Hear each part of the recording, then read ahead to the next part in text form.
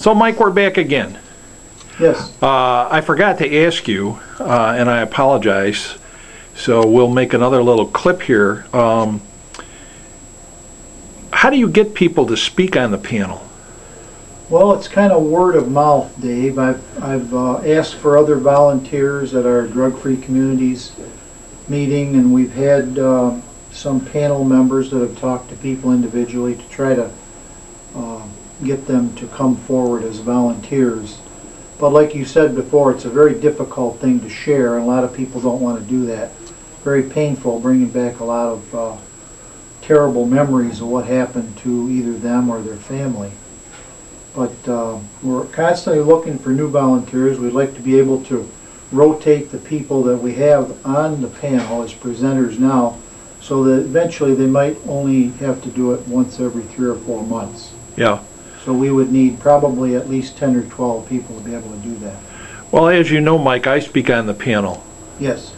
I probably do it 2 or 3 times a year. I've been filling in for you when one of your regular speakers can't appear, and I always find it really helpful to me in the grieving process. Like you said, not everybody is always ready for it, but at certain times it is cathartic for people to have a time to talk about what's happened to them and tell their story to an attentive audience. So I guess you're always looking for people to volunteer to be a speaker.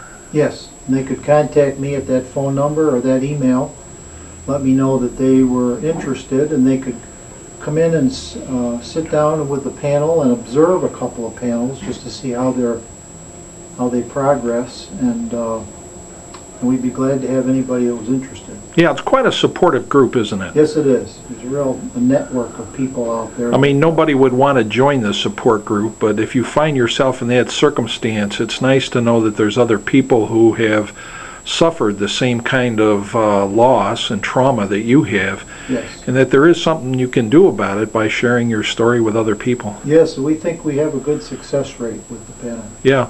So if there are people, relatives, friends, who might want to speak on the panel, the first step would be to give you a call. Right, that's correct. And your phone number is 585-815-1874. or they could email you at mlaycock@jacasa.org. and that's MLAYCOCK at Jacasa, small letters, Yeah. .org. Yeah. Well, thanks so much. You're welcome.